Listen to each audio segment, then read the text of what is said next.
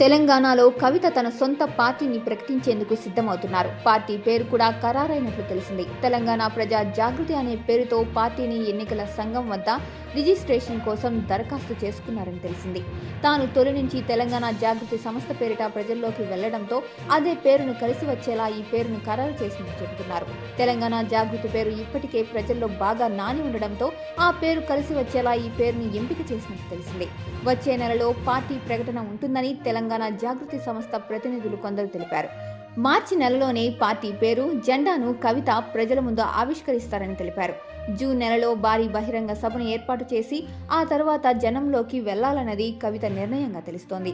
BRS, Congress ప్రభుత్వాల పనితీరును ఎండగడుతూ ప్రజల్లోకి వెళ్లాలని, రెండు ప్రభుత్వాల్లో జరుగుతున్న అవినీతి అక్రమాలను కూడా కవిత బయటపెడతారని అంటున్నారు.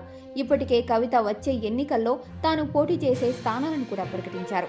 సిద్దిపేట, బోధన్ల నుంచి పోటీ చేస్తానని కవిత చెప్పడంతో ఆమె లక్ష్యం హరీష్ రావు అన్నది స్పష్టంగా తెలుస్తోంది.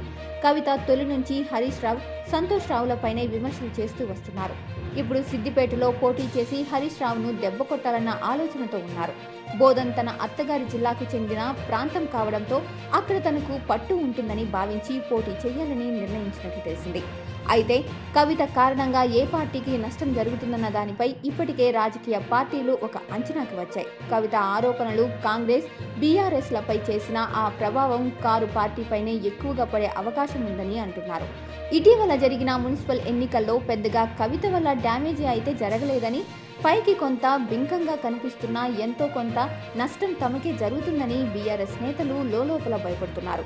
కవిత నుంచి ఎదురయ్యే నష్టాన్ని కంట్రోల్ చేయడానికి అవసరమైన చర్యలు తీసుకోవడానికి బీఆర్ఎస్ నాయకత్వం కూడా ఇప్పటి నుంచే సిద్ధమవుతున్నట్లు సమాచారం.